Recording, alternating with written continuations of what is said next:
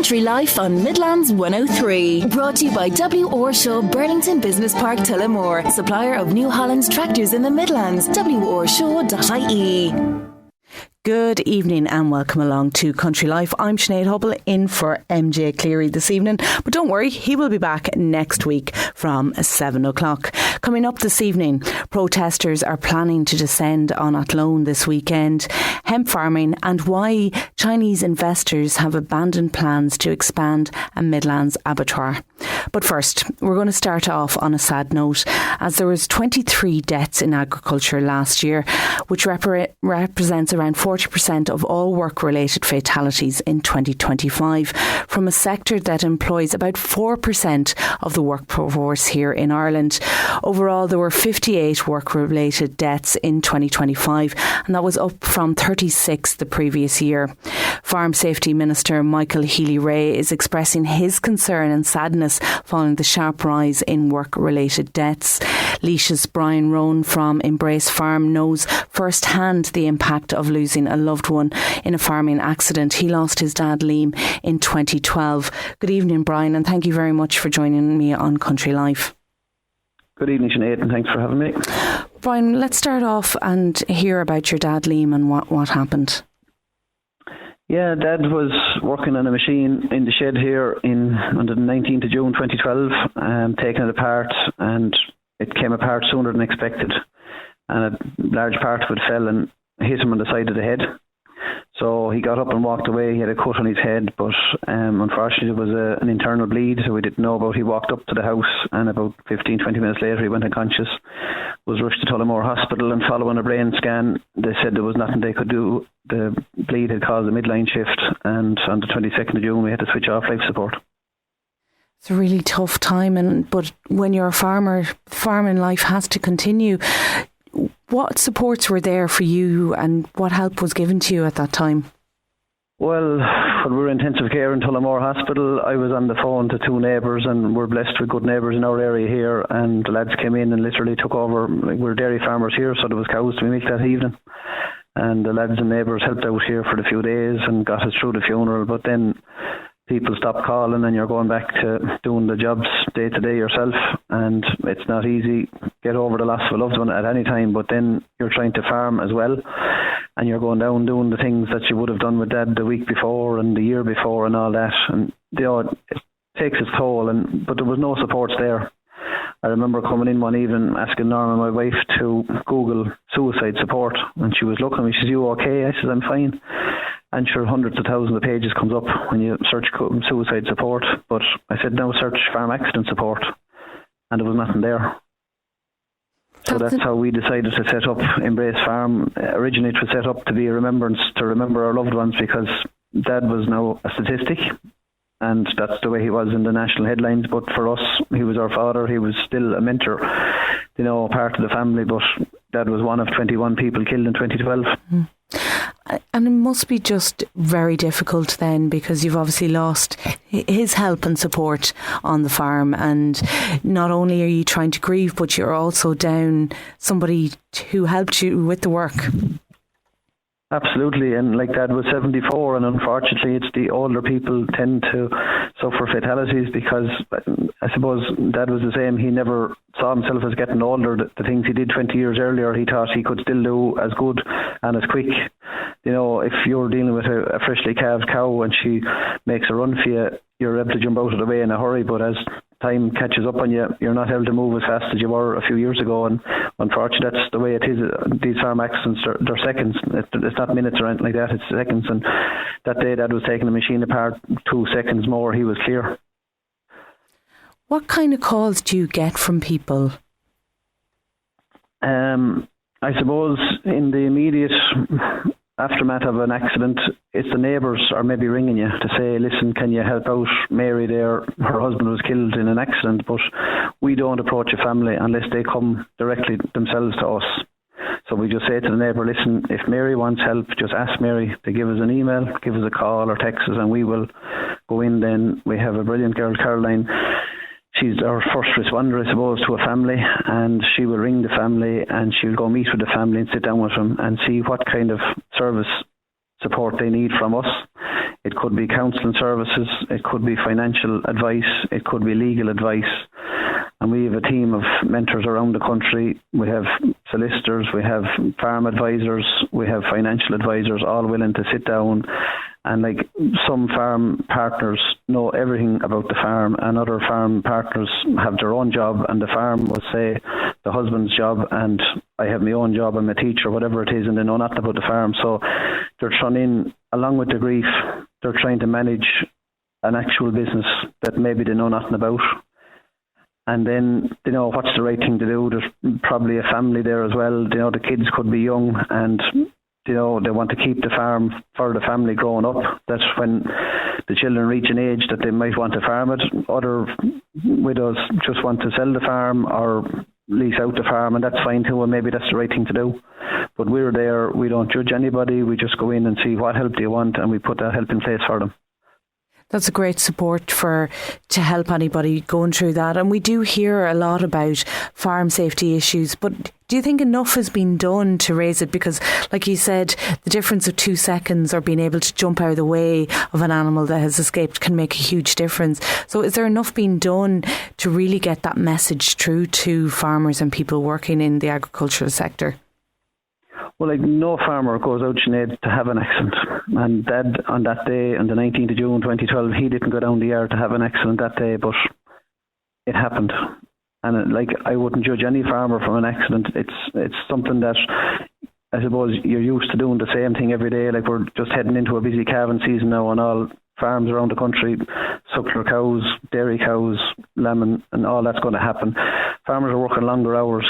They get tired. When you're tired, you don't fully concentrate on the job. You know yourself, get into the car to drive a long distance. The nearer you get to home, the tired you are, and that's a lot of accidents happen when you're near home because you're familiar with the road. Whereas if you're on a strange road, you're concentrating more. But it's no different with farmers. The hours is going to be put in this spring, and unfortunately, the farming generation are getting older.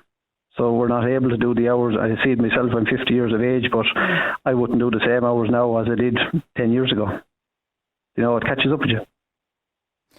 And is there supports available for farmers if they want to, change things on the farm to make it safer? Is there grants available? There are grants available, yes. I suppose the PTO cover is the major one. There's grants there for those. There's no grants for, if your shed, clear lights on sheds can be a big thing, where the clear lights get kind of covered over with green mould. You don't see them, and if a farmer gets up on the roof to do something, they might walk through the clear light. So there's grants available to re-roof sheds, put in the safety measures under the clear lights, that if you walk through the clear light, there's reinforced bars under that you can't fall through it, and stuff like that. But again, it's, help is scarce on farms, and that's the problem. And plus that, wages are gone up. The income on farms, while last year was a remarkable year for nearly all sectors except the tillage sector, this year it's forecast to be a very poor year, definitely in the dairy side of things. And the money might not be there to pay staff, if you can't even get the staff to pay them. And there can be an incredible amount of pressure put on a farmer. I know my own dad was a potato farmer, and I remember as a child not seeing him because, as you mentioned, there's so much to do, going early in the morning, back late at night. And obviously that fatigue and doesn't help when it comes to accidents. And as you mentioned as well there, that our farmers are ageing, and 80% of the farm fatalities, unfortunately, were people over the age of 60. What do you think needs to be done, I suppose, to help farmers and to help reduce the number of accidents? Look, how long is a piece of string, unless you're, like, the health and safety go do inspections, and I've had inspections here, and they can only come in and inspect on one day of the year that they come in. But whatever the farmer goes at, I'd be just saying, listen, take 5 minutes, stand back, observe what you're going to do, and ask, is this the safest way possible to do it? Is there a safer way? And heights are a big thing. Farmer falling off of heights, and if there's a sheet galvanised loose in a shed, the farmer says, here, I'll get up on the ladder and I'll nail it down. But maybe hire out a heist, but again, it's more expensive to the farmer. but you hire out a heist that you're safely chained into, that if you do fall, the chain will hold on to you and stuff like that. But again, a lot of farmers working on their own, even someone just to stand on the bottom of the ladder, if you only climb up 5 steps up the ladder, you're working at a height. And Brian, if anybody does want to get in touch with Embrace Farm, how can they do so? By email, they can contact us at Embrace Farm, info at Embrace Farm, or they can phone 085 770 9966. Brian, keep up the good work, because you've done amazing work over the last few years, and I'm sure you've really doing your dad proud. It's terrible that such a tragedy, but something wonderful has come from that, and I'm sure that you're helping so many families deal with a really difficult circumstances. Thanks very much, Sinead, and just again my sympathies to all the families that have been affected there by those 23 farm deaths last year. There one farmer is too many, but 23 is just an alarming rate. Brian, thank you very much. That's Brian Rowan from Embrace Farm in Mount Rath. If you have anything to say this evening, you can get in touch by sending a text or WhatsApp to 083 30 10 103, which is powered by the home of Offaly's top-selling car brand, Lamb Brothers Toyota, on the Arden Road in Tullamore. Coming up next, we look at the protest taking place in Athlone this weekend. Country Life on Midlands 103. With W.R. Shaw, family owned and serving the Midlands since 1982, we're Ireland's largest independent agri-dealer, specialising in New Holland tractors and parts. With over 40 years' experience, we provide top quality sales, service and support. Visit W.R. Shaw in Tullamore and Carlow, or online at wrshaw.ie. Thousands of people are expected at a national protest against the Mercosur trade deal in the Midlands this weekend. Saturday's demonstration will begin at 11 a.m. with tractors and trucks assembling on the Monksland side of Athlone on the N61, and end with a rally at the Thús Athlone International Arena. There'll be over 300 stewards on the day to help with traffic in the area, and it's expected that between 5,000 and 10,000 people will be attending it. Midlands MEP Kieran Mullooly has been speaking with Will Faulkner and says that farmers and customers are asking for fairness and justice. Yeah, it's stuck, and it's stuck in the mud, and it is stuck fairly severely, Will. That's the situation. For the trade deal to go through, it has to pass two bodies, effectively. It has to pass the member states, who send a minister to Brussels. All the member states sit around the table in the EU Council, and they voted through. Ursula von der Leyen thought she had that in the bag before Christmas, but it all stopped because the Italians and the French, with some support from Ireland and other countries, stopped a decision just before Christmas that was kicked a touch into the new year. The Italians demanded that there would be further discussions with their farmers with regard to the sort of aid and I suppose supportive health that we're looking for in Ireland, sort of guarantees that food quality, food health and safety issues won't be compromised, and that there won't be a glut on the market here. That's the first body that has to deal with it. So they're postponed at the moment, indefinitely postponed in terms of signing the agreement. And of course the second part is the European Parliament. 700 MEPs, including myself and 13 other Irish MEPs, will vote on this deal probably in the next 4 to 6 weeks as well.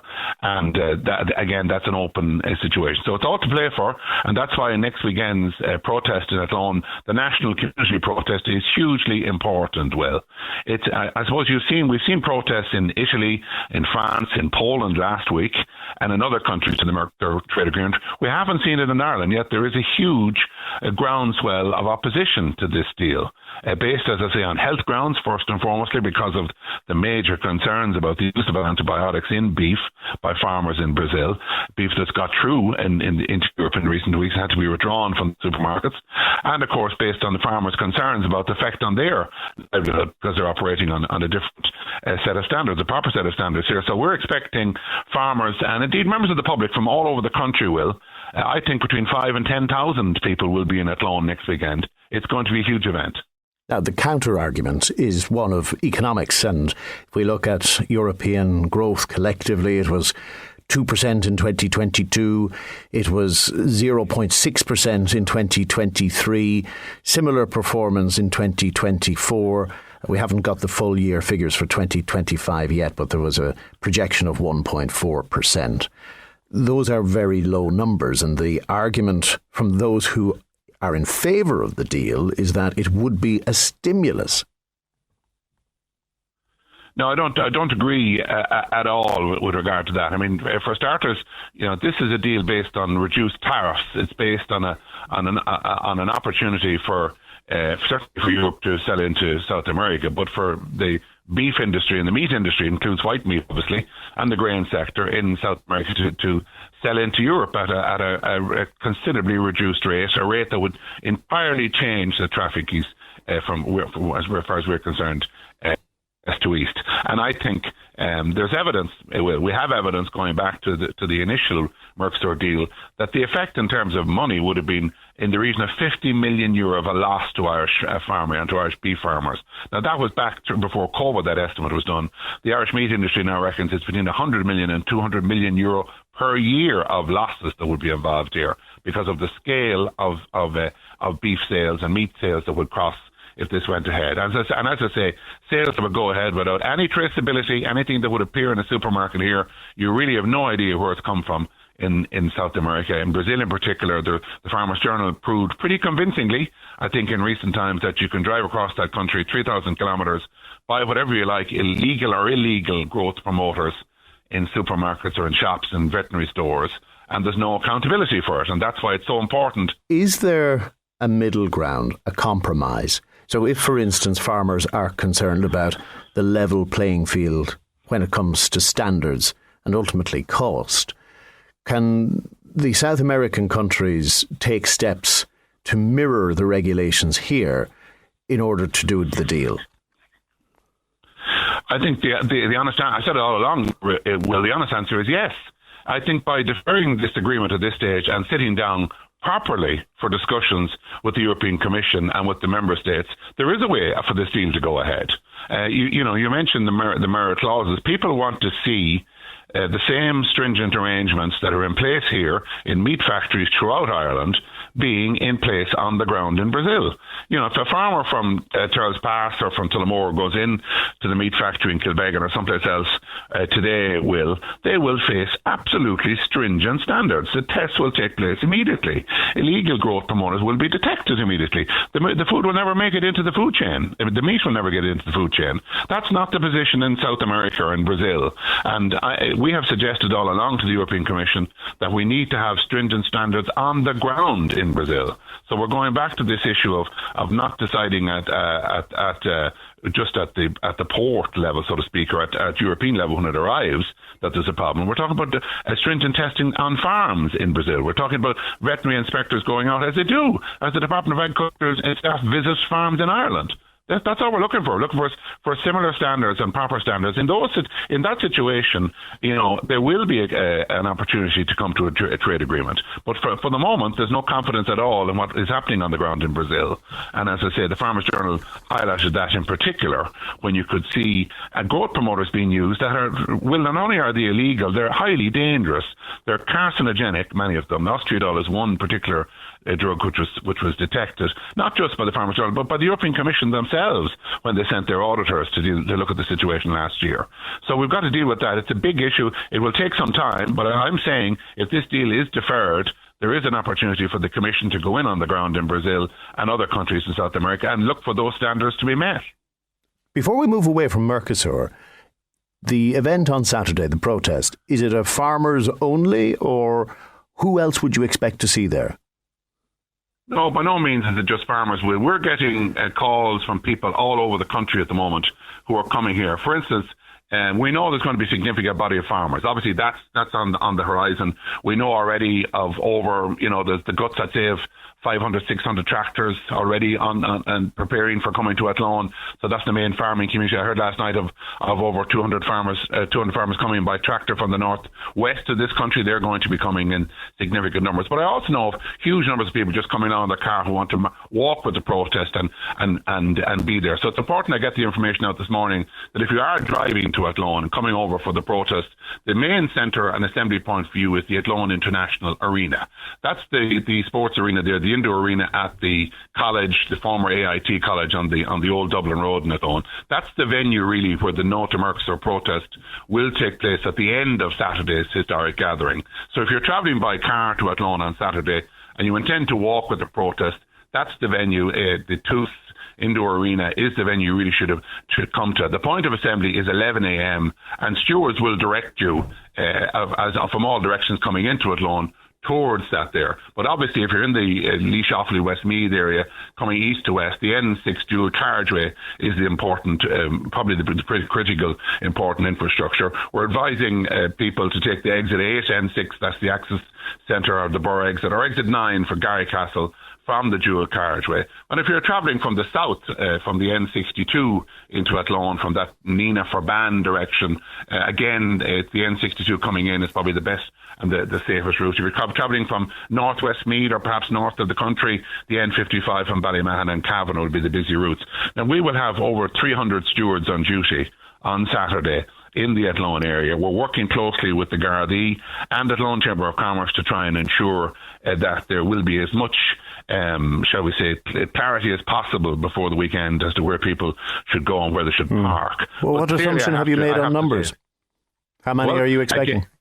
Again, we're relying to some extent on a pre-registration process that we set up 2 weeks ago, and that's why I've spoke this morning of between 5,000 and 10,000 people attending. We've got an indication with regard to X amount of tractors at the moment, and that's what we're watching carefully because they probably would pose most issues in terms of the roads system and traffic. Safety is our first concern here, Will, at the end of the day. We want to ensure that people, A, get an opportunity to protest, but B, that people can do so safely and that we have clear access for the ambulance and the emergency services throughout the day as well. But it is a major protest. I think it's going to be one of the most significant community national protests we've ever had in this country, going back perhaps even as far as 1966, 60 years ago, when the first Farmers' March took place around Ireland.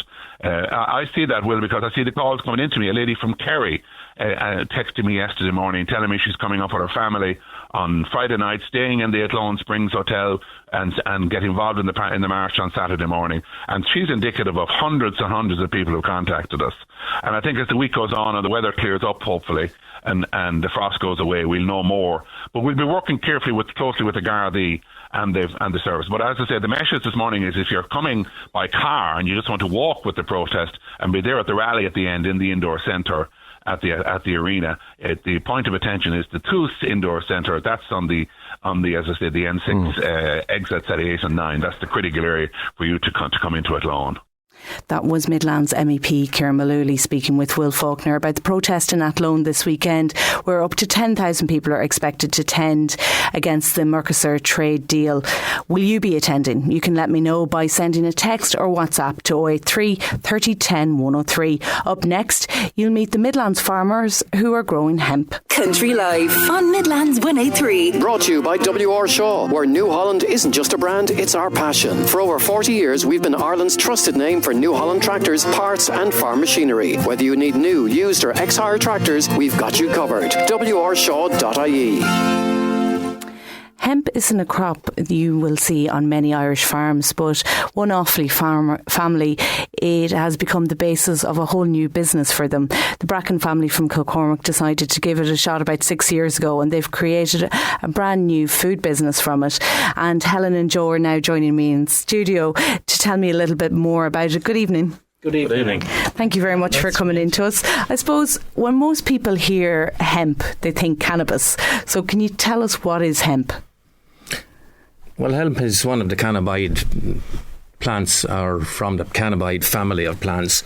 Now, the difference between hemp and what people would call marijuana, grass, there's lots of nicknames for it. No THC in the hemp, or there's THC in the other, which is the hallucinogenic part of the cannabis plant. That would be the single biggest difference. Now, there is a low tolerance of 0.3% allowed across the EU, so there is that little tolerance, which is really, really nothing in reality. So that would be... I suppose that's a question you probably get a lot when people hear. So where did it all come from and how did you get into it? Well, it came about through a WhatsApp message that I picked up on an IFA group that I was involved in, the Grain Committee, where there was a man in Cork looking for people to grow it for him. He was crushing it and making skin balms, etc. from it, and some make wine products. So we grew it for a few years for him, and then we decided we might look at processing ourselves, and hence where we're at today. But as far as growing the crop, it's quite easy grow. You plant it when the frost has gone into springtime, where kind of the dates when maize will be getting planted, because you have to watch for the frost also. Doesn't take any fertiliser or chemicals for weed killer, fungicides, etc. Leave it there to grow quite happily by itself. It competes very well with any weeds that may come underneath it. It grows reasonably tall. Harvested then in September, and we have to dry it in very quickly because it can go rancid if it's left too long. So you dry straight away after the harvester, and it's cleaned then and bagged into half-ton bags ready for processing. And when you started out, what were the first steps that you had to take? Was there a lot of investment for equipment? Did you have to do a lot of research to find out how to grow it? Did you know much about it? We didn't know anything. We're completely green. Now, there's a lot of knowledge in Canada. There's a huge amount of growing in Canada. And I suppose I omitted to say at the beginning, we need a licence to grow it. We have to apply for a licence from the Department of Agriculture to be given permission to grow. The HPRA. Well, HPRA, sorry. So you have to... Officially, you're supposed to wait for that to come before you can plant, but that comes okay in due course, so that's all okay in that respect. But as far as husbandry and growing of the crop, there was very little knowledge in the country on it. But then it's quite easy crop to grow because you're not chasing weeds or you're not chasing funguses or any of the problems that would be associated with growing cereal or something like that. And Helen, when Joe came home to you and said to you, I'm going to take a new path and we're going to start growing hemp, what did you make of it? I was at crossroads at that stage. I had previously worked in insurance, and then I was working in an engineering company, and it was COVID time. I had lost my job, so I said, look, if you're interested in growing it, I'll have a look and see about learning about processing it and see can we bring it to a food product. So because it was COVID, there wasn't, you couldn't go really to anywhere to look at different processes. Now you'd have to go outside the country. So really most of the investigations was done on desktop and maybe a couple of phone calls with different people. And that's where it started off. Looking and trying to source machinery was huge.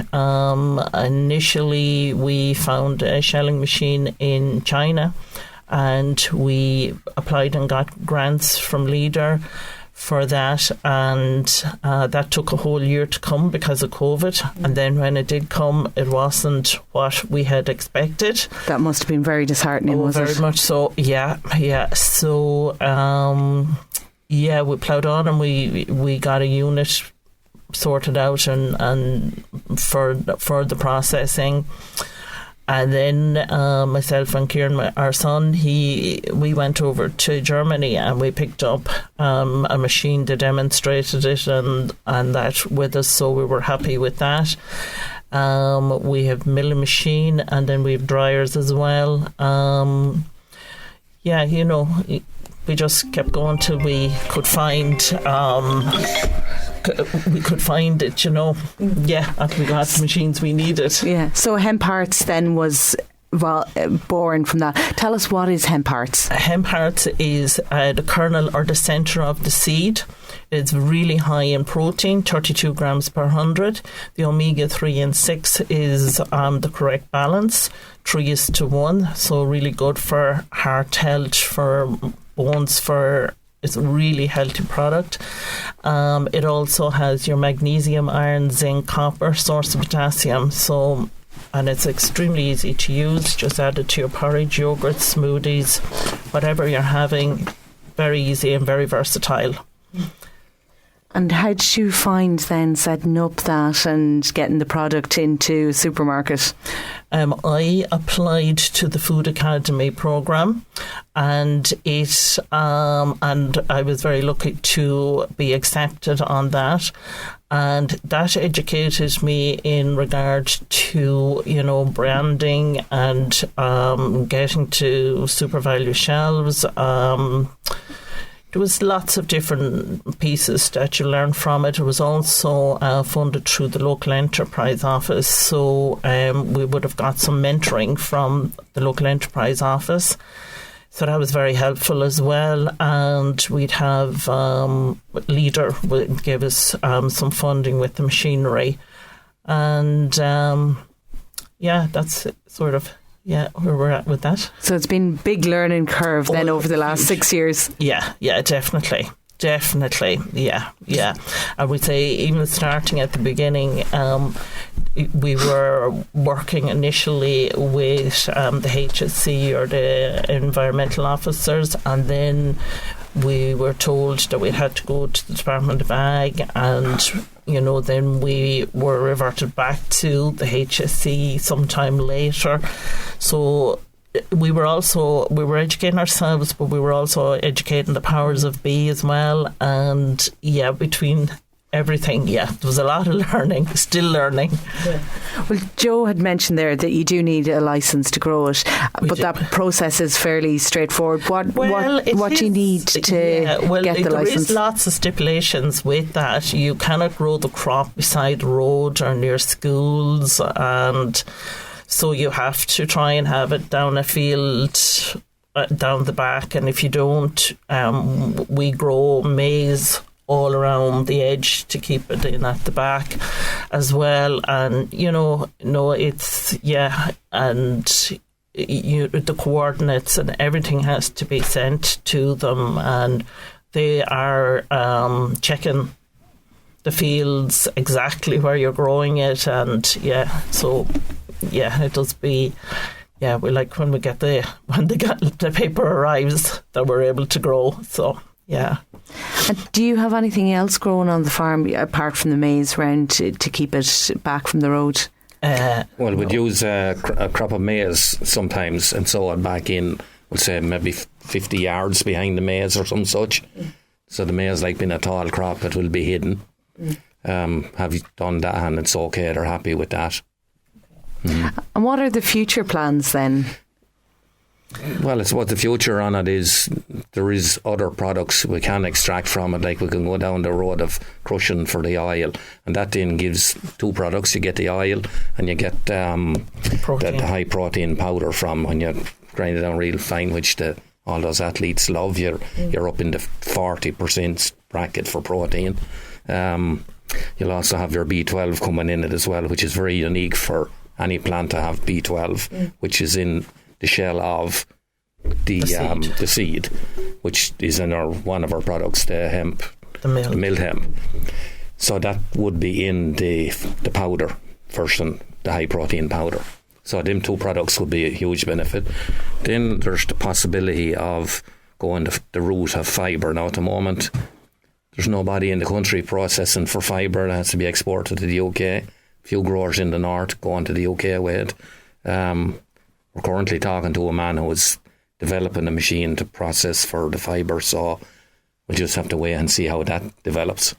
It's very exciting though, and it's very different, a very unique product to have as well. It is, and the environmental benefits of it then are huge. Like it's far more efficient at sequestering CO2 than forestry or anything in that regard, up to 4 times better per hectare at sequestering CO2. So if it's been used in a fibre, then it's stored up in it for a long, long time. And like the fibre is of very high quality fibre, can be used eventually, break it further down and use it for paper, which is actually a far cleaner process than getting paper derived from timber.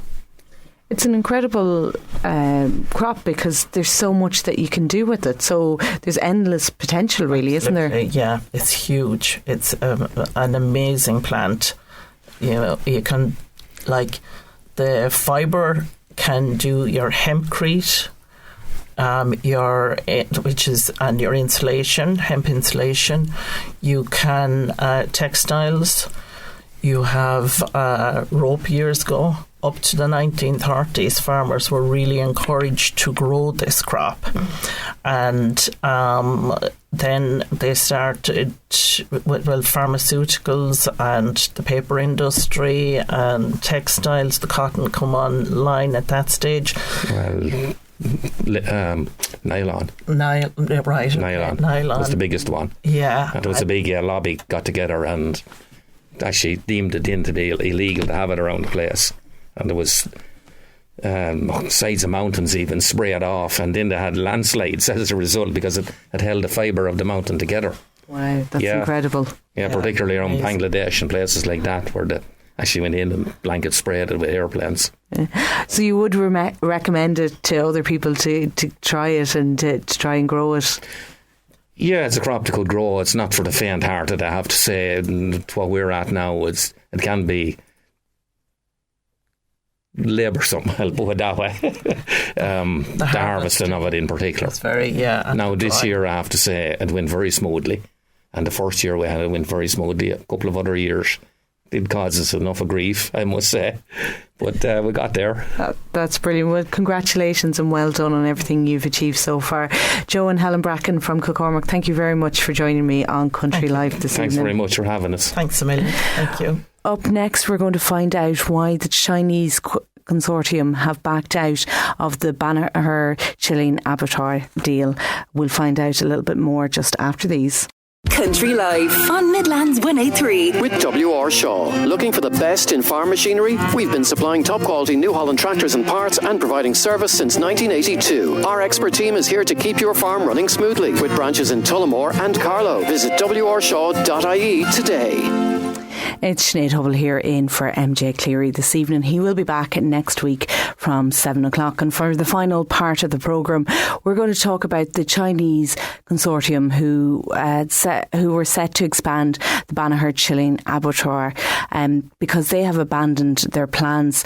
The plant was expected to create 110 permanent jobs and generate an additional 250 jobs during the construction phase. The company initially submitted plans for the €25 million single-storey extension to the existing abattoir at the Banagher site in 2019, with planning permission being granted in 2022. Offaly Independent TD Carol Nolan has been speaking with Midlands 103's Liam White and says that this is a major loss for the county. Well, look, the Banagher project was it dragged on for years. It's going on since 2019. And I suppose it dragged on due to lengthy objections by local environmentalists. The project was for a €40 million plant, and I suppose it all started back in 2022. On board, Planola had previously, they had granted permission after a lengthy battle, and it had gone to appeals.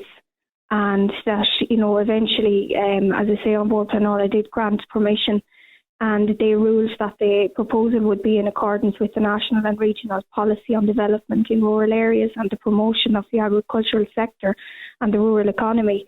But since that, we now realise that the Chinese consortium who were involved in the project have abandoned it, and it has no further plans for the site.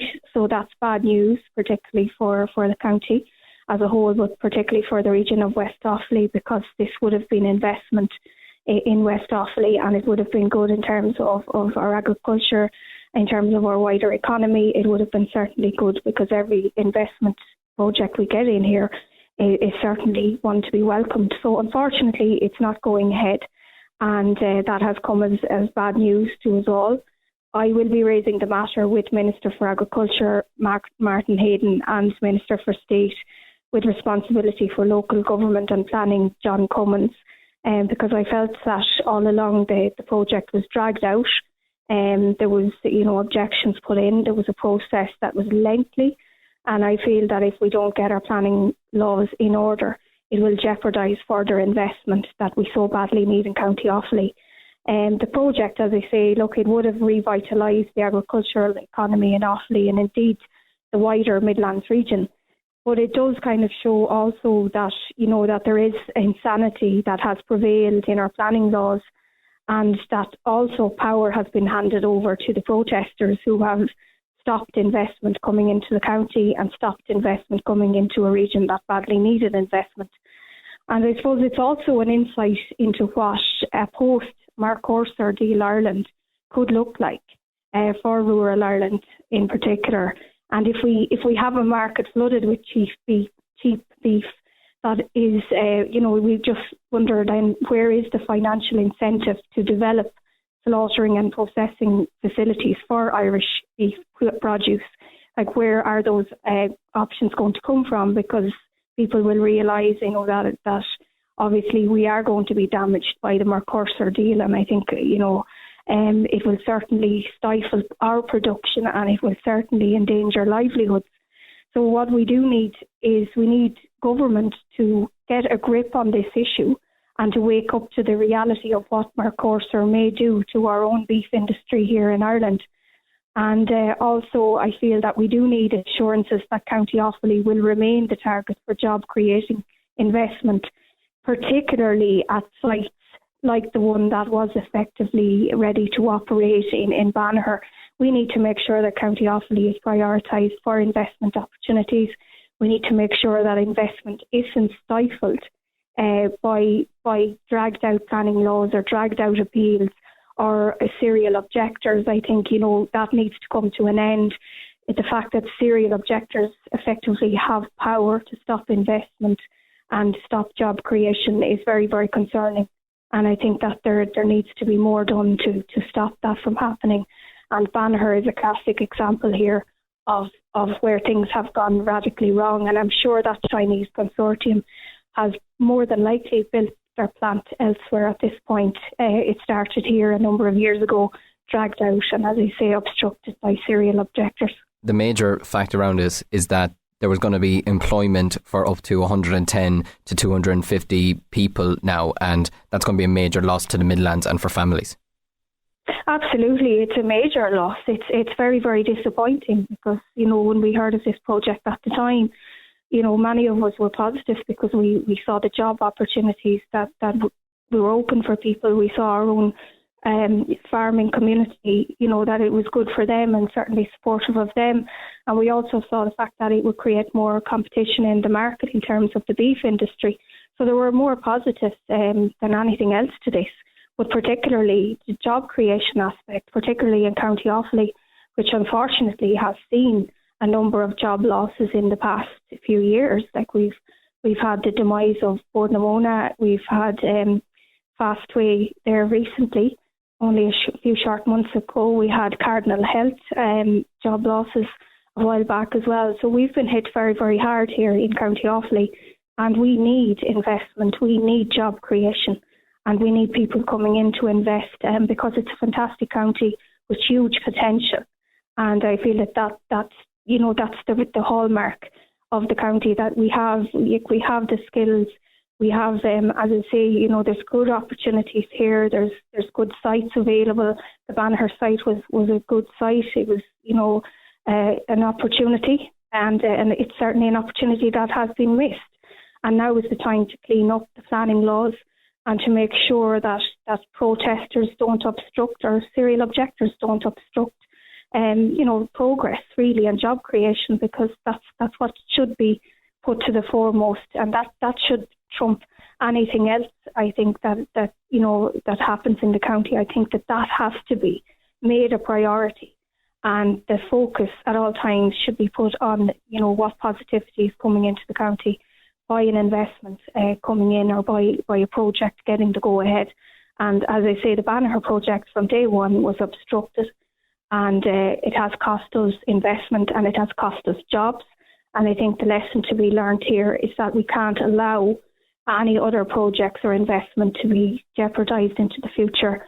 As I say, job creation has to be put first, and we need to stop the serial objectors that are I suppose becoming far too powerful in terms of these projects. Isn't it kind of ironic that this has happened in the week that Micheál Martin is over in China? It certainly is ironic, yes.